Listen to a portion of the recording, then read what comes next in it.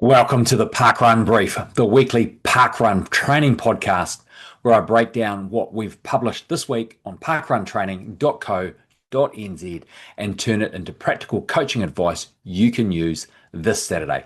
Kia ora, I'm Coach Ray. I am a running coach who specialises in coaching beginner and recreational athletes to achieve their sporting as well as their health and fitness goals. In this week's Sunday reset, I talked about why your first kilometre is costing you 60 to 90 seconds and how to fix it. It does sound a bit backwards, but it's true. For many park runners around the 30-minute mark, the reason they don't run faster is because they start too fast. That first kilometre feels good, fresh legs, race day energy, people moving around you. It's easy to get swept up in it. But what feels like a strong start often turns into a slow finish. And over that 5K, the early surge can quietly cost you 60 to 90 seconds by the time you reach the line. Sunday is the perfect time to understand why and how to fix it. What really happens in the first kilometre? The first kilometre isn't just about pace, it's about effort. When you start too quickly, a few things happen under the surface. Your heart rate spikes earlier than it should. Your breathing becomes harder to control. Your muscles start working anaerobically sooner. You burn through energy you'll need later. The tricky part doesn't feel like a problem at the time. You often only notice it at the third or fourth kilometre when the pace starts slipping and holding on becomes the goal. Why it costs so much time later. The fast first kilometre really leads to a fast overall time. Instead, it creates a pattern. First kilometre, too quick, feels manageable. Second kilometre, settling, but already working harder than planned. Third kilometre, discomfort arrives earlier than expected. Fourth kilometre, pace fades. And fifth kilometre, survival mode. That fade is where the time disappears. Running 10 to 15 seconds too fast early can easily turn into 20 to 30 seconds lost per kilometre later on. Add it up and there goes your 60 to 90 seconds. The fix isn't slower, it's smarter. The goal isn't to hold yourself back for the sake of it. It's to redistribute your effort so that you can run more consistently from start to finish. Think of it like this. You're not running slower earlier. You're saving energy to run better later. How to fix your first kilometre. Start at effort, not pace. Instead of chasing a target pace immediately, focus on how the effort feels. Your first kilometre should feel controlled, comfortable in breathing, slightly easier than you expect. It often feels on the limit early. It's too hard. Let people go for now. This is one of the hardest parts. At the start, runners around you will go out faster. That's normal. Let them. Many of these same runners will come back to you later in the run when pacing catches up with them. Build into the run. Think of your park run as something to grow into. First kilometre, settle and find rhythm. Second and third kilometre, lock into steady effort. Fourth and fifth kilometre, gradually increase pressure. This approach often leads to a stronger finish and faster overall time. Use a simple cue. When the start feels chaotic, keep it simple. Use one cue to guide you. Relax. Smooth. Easy early. That one word or phrase could stop you from getting carried away. What happens when you get it right? When you pace the first kilometre well, everything shifts. Your breathing stays under control longer. Your legs feel fresher at halfway. You can respond to discomfort instead of being overwhelmed by it. You finish stronger, not just faster. And perhaps most importantly, the run feels more controlled and more enjoyable. Your Sunday reset. Before next Saturday arrives, take a moment today to decide how you approach that first kilometre. Not the pace, the feeling. Because the biggest gains for many runners aren't found in doing more training, they're found in doing their first kilometre better. And when you get that right, the rest of the run starts to fall into place. For the Saturday spark, why your first kilometre matters more than you think. If there's one part of your park run that has the biggest impact on your results, it's not the finish. It's not even the toughest part of the course. It's your first kilometre. Get it right and the rest of your run flows. Get it wrong and you spend the next 4 kilometres trying to recover. The first kilometre sets the tone. The opening kilometre is where rhythm is established. It's where your breathing settles. It's where your effort level is defined. It's where your pacing strategy either begins or disappears. Start too fast and you spike your effort early. Start too slow and you're forced to chase the run later. And start just right and everything feels more controlled. Why most runners get it wrong. Parkrun energy is real. You've got a crowd around you, people surging off the start line, adrenaline kicking in, and the urge to get ahead early. So what happens? You run the first kilometre faster than planned, often without realising it. And while it feels good in the moment, the cost shows up later. Breathing becomes strained earlier, legs tighten sooner, pace drops in the final kilometres. That early surge quietly steals your finish. What getting it right feels like. The perfect first kilometre doesn't feel impressive. It feels controlled, smooth, slightly conservative, like you could go faster, but choose not to. You should reach the 1 kilometre mark thinking, that felt almost too easy. That's not a mistake, that's good pacing. The payoff comes later. When you control the first kilometre, your breathing stays calmer, your effort builds gradually, your pace becomes more consistent. You have something left for the final kilometre. Instead of fading, you finish strong. And strong finishes are where confidence and PBs are built. A simple strategy for today. Here's your Saturday Spark Challenge. Run your first kilometre at your goal average pace, not faster, or even slightly slower if needed. Let others surge. Let the race come to you. Trust that patience early leads to strength later. The Saturday Spark takeaway. If you want to improve your parkrun, start here. Control your first kilometre. Settle into rhythm early. Build effort, don't spike it. Finish stronger than you started. The first kilometre doesn't win you your parkrun, but it sets up everything that follows. Run smart from the start and your whole 5K gets better. The Friday Fast Track, 5 by 2 minutes VO₂ Max Run. This Friday Fast Track session is all about controlled intensity. 2-minute VO₂ Max efforts sit in that perfect window, long enough to challenge your aerobic system, but short enough to keep your form sharp. It's a simple, effective way to build speed, endurance, and prepare your body for the demands of a fast parkrun. Warm up, 10 minutes at level 2, easy, relaxed running. Main set, 5 reps of 2 minutes at level 5, VO₂ max effort. 2 minutes at level 1 to 2, recovery jogs between reps. Cool down, 10 minutes at level 2. Post run, 10 minutes of gentle stretching. Why this run works for parkrun. VO₂ max training raises your aerobic ceiling, which makes everything below it, including your 5K pace, feel more manageable. This session combines intensity with enough recovery to maintain quality across all reps. For parkrunners, it helps you increase aerobic power, improve speed endurance, develop confidence at faster paces, recover more efficiently between hard efforts, handle mid-race surges and late race pushes. The equal work to rest ratio keeps the effort consistent and repeatable. How it should feel. Hard but controlled from the first rep. Breathing is deep and demanding. You can't speak more than a word or two. Each rep feels challenging but achievable. If your pace drops off significantly after the first 2 reps, ease the early efforts slightly. My tip, focus on staying relaxed under pressure. Keep your shoulders loose, your stride light, and your cadence quick. These reps are about practicing fast, efficient running, not forcing speed. Think of each interval as a chance to rehearse the moments in a parkrun when you decide to push. Want to finish your next parkrun feeling stronger and more in control? Grab my free guide, Stronger for Parkrun, a quick routine to finish your 5K better. It's a simple session you can add after any run, including today's Friday Fast Track workout. The 5 biggest mistakes before the start line. Most runners think parkrun begins when the stopwatch starts, but in reality your run begins long before the first step. What you do in the 15 to 20 minutes before the start line often determines how the entire run will feel. Some runners arrive prepared and settle into rhythm quickly.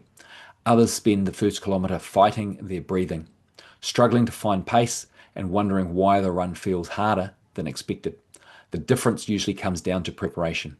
Over the years, I've watched thousands of park runners line up on Saturday mornings, and the same pre-race mistakes appear again and again.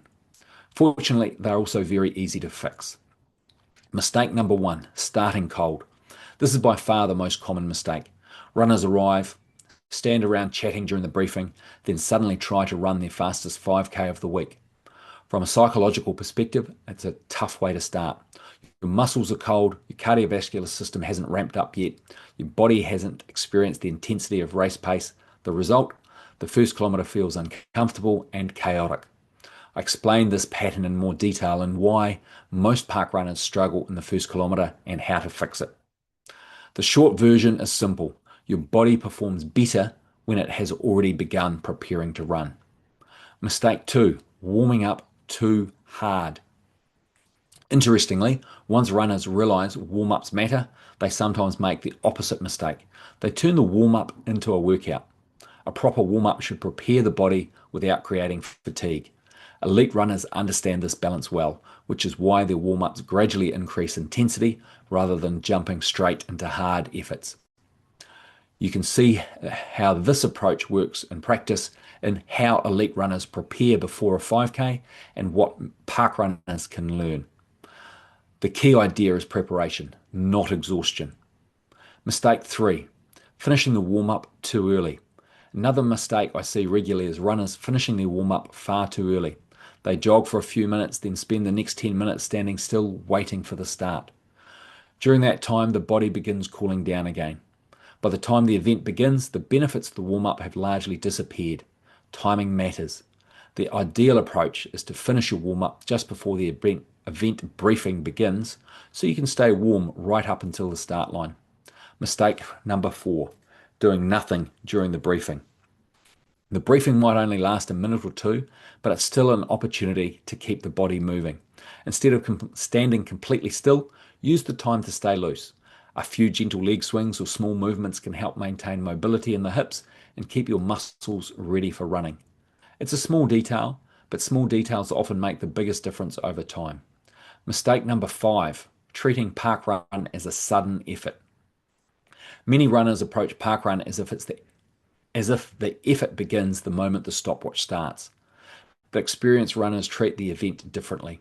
For them, the run feels like a continuation of movement rather than a sudden burst of effort. They've already jogged, they've already experienced race pace briefly during their warm-up. So when the start signal comes, their body simply continues running. That's why the rhythm arrives earlier and the opening kilometre feels smoother. Small adjustments and big differences. None of these mistakes are dramatic. They're small things, but when combined, they have significant effect on how your run feels. Start warm instead of cold, preparing the body for race pace, timing your warm-up properly. These simple adjustments often make the first kilometre feel calmer and more controlled. And when the first kilometre goes well, the rest of the run usually follows. Download the parkrun warm-up routine.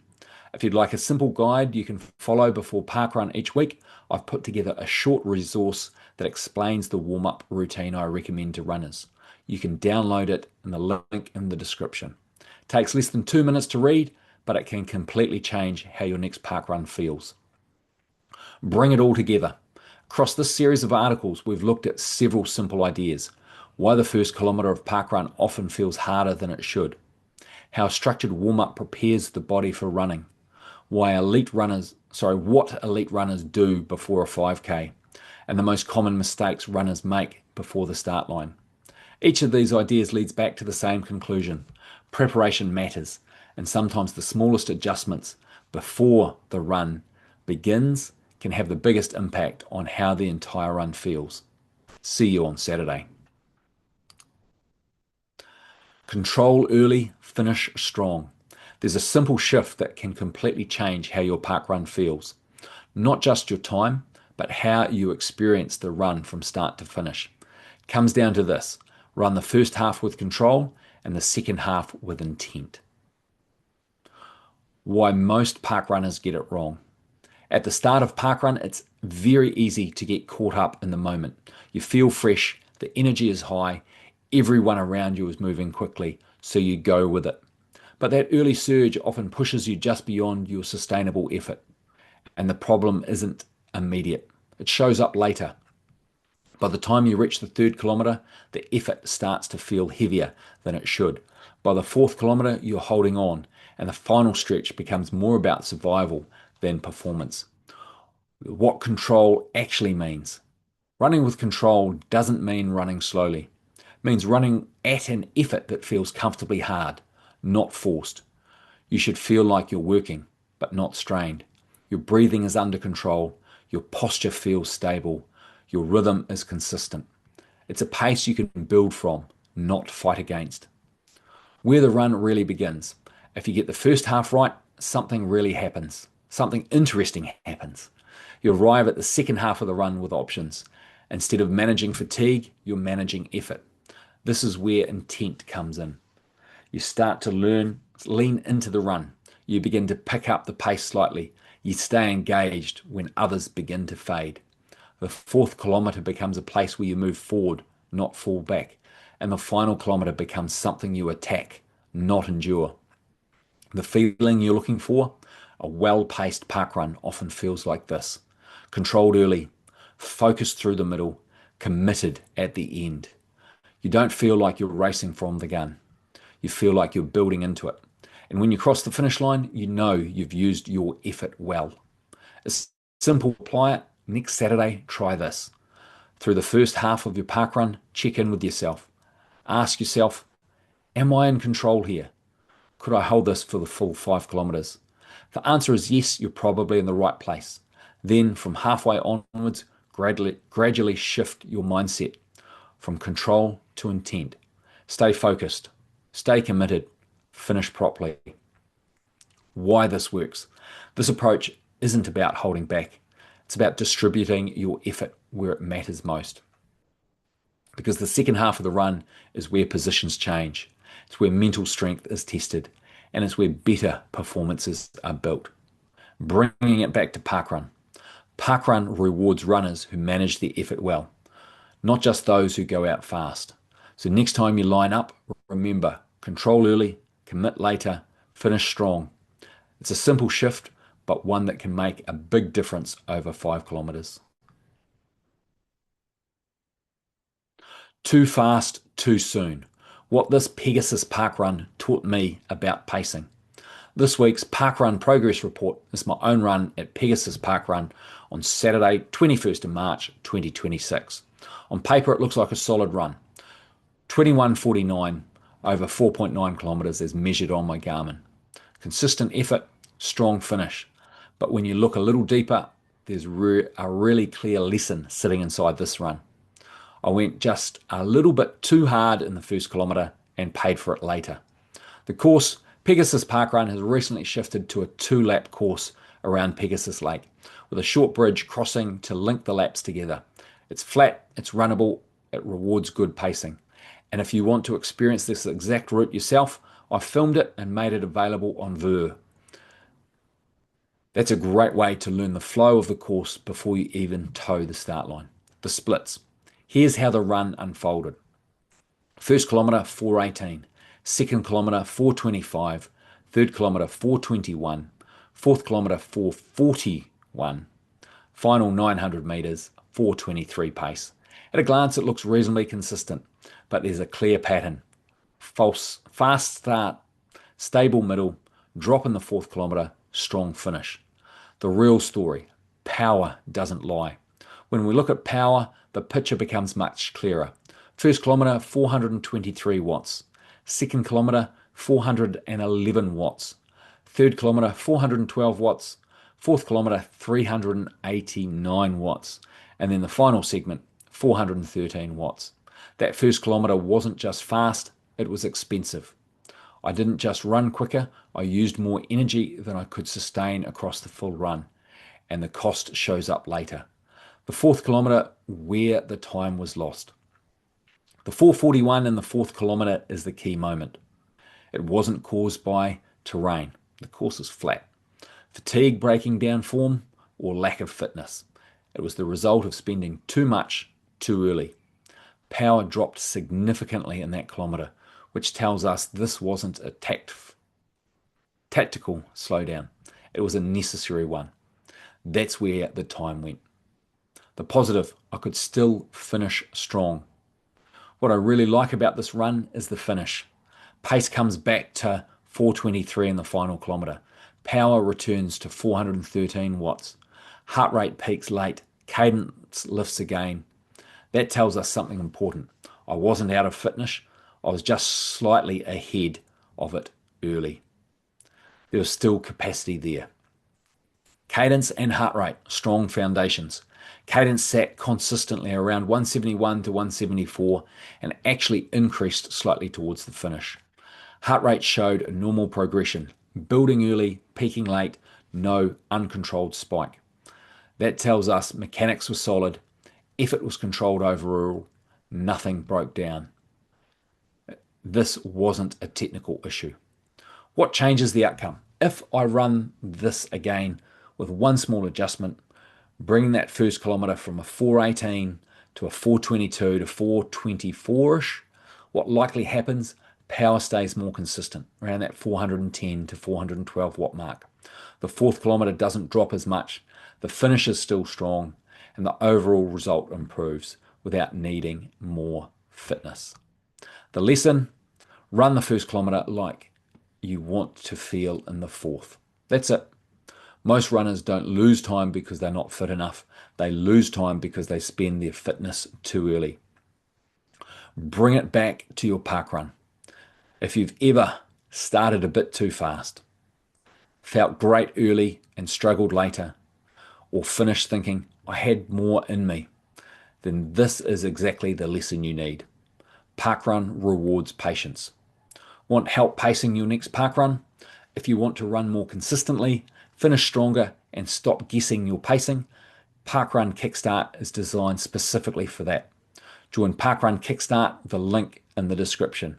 And if you'd like your own run reviewed in a future Parkrun progress report, there's a link to apply in the description as well. VO₂.